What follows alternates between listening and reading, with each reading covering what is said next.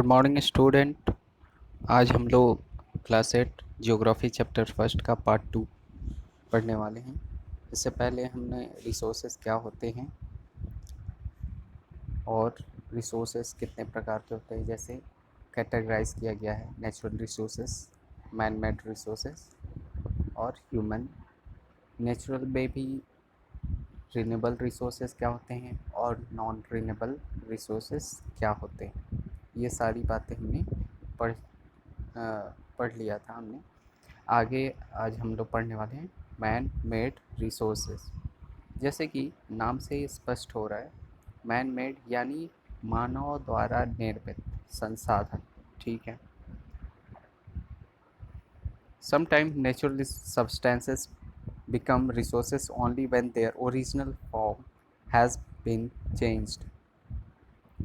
कई बार क्या होता है, नेचुरल रिसोर्सेस जो होती हैं उनको वो हमारे लिए रिसोर्सेस तभी हो पाती हैं जब उनका कुछ फॉर्म हम लोग मतलब इंसान कुछ उसमें फेर बदल करके चेंज करता है, तभी हमारी यूज़ की वो हो पाती। जैसे कि iron ore was not a resources until people learn to extract iron from it.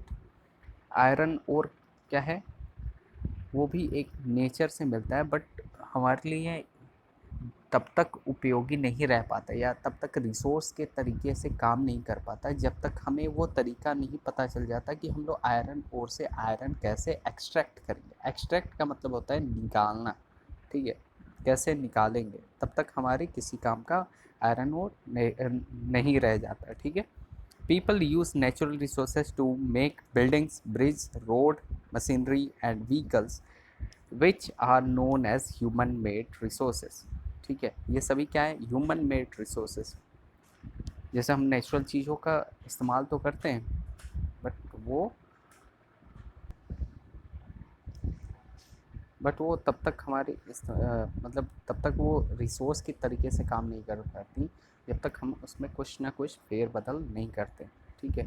तो बिल्डिंग्स हो गए, ब्रिज हो गए, रोड्स हो गए, इनको बनाने में हमने क्या लगता है, हमें हमें निकालना पड़ता है। जैसे हम लोग आयरन का इस्तेमाल करते हैं, तो आयरन कहाँ से मिलता है, नेचुरल से मिलता है। तो क्या आयरन आयरन के ही फॉर्म में मिल जाता, नहीं, आयरन ओर के फॉर्म में मिलता है। तो तब तक हम उसको रिसोर्स नहीं बोल सकते जब तक कि हम उससे आयरन नहीं निकाल लेते। तो आयरन का इस्तेमाल करते हैं। ठीक है। तो ये सब सारी चीज़ें किस में आती हैं, ह्यूमन मेड रिसोर्सेज में। Technology is also a human made resources. Technology भी क्या है, ह्यूमन मेड रिसोर्स है। जैसे आजकल हम लोग मोबाइल फ़ोन का इस्तेमाल करते हैं, तो वो भी क्या है, human made resources है। So people like us use natural resources to make human made resources, said Mona, nodding in understanding. Yes, said Raju। Human resources अब क्या होते हैं वो देख लेते हैं। People can make the best use of nature to create more resources when they have the knowledge, skill and the technology, right, to do so. They that is why human beings are special resources. ठीक है। इंसान natural resources को convert करता है man made resources में या human made resources में। जो रिसोर्सेज नहीं भी होते हैं उनको भी रिसोर्स के तरीके से यूज़ करने का तरीका बताता है। तो इसलिए हम इंसान जो क्या है, एक स्पेशल तरीके के रिसोर्स होते हैं।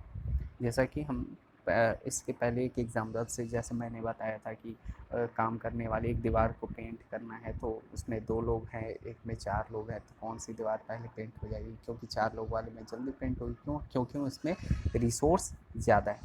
People are human resources. लोग क्या हैं, ह्यूमन रिसोर्स हैं। Education and help in making people valuable resources.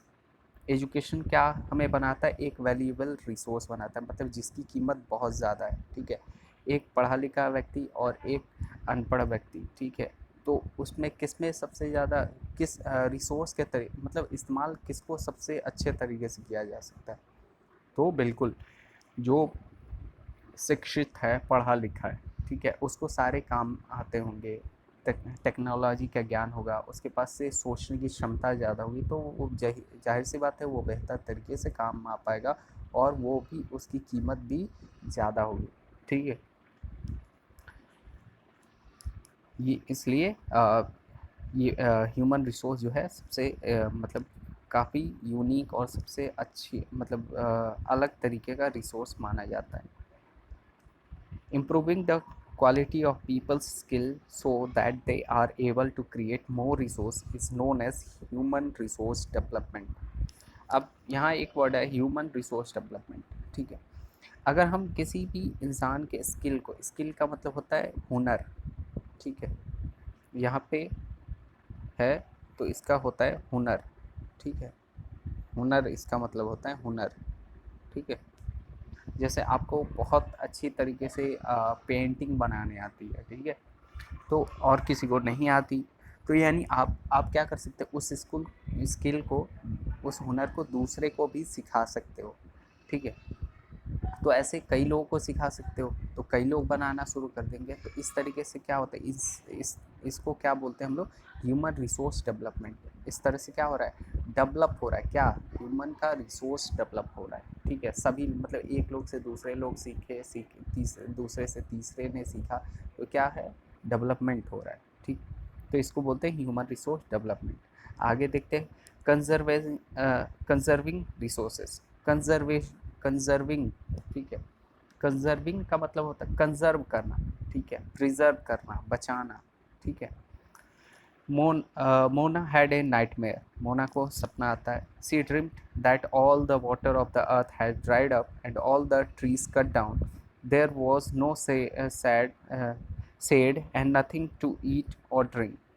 उसको सपना आता है, बहुत बुरा सपना होता है कि अर्थ के सारे पानी जो क्या है सूख गए हैं और पेड़ें कट चुकी हैं। People were suffering and roaming around desperately looking for food and said, लोग जो है काफ़ी बेचैनी से जो है ढूंढ रहे हैं, क्या ढूंढ रहे हैं, खाना और छाँव, ठीक है।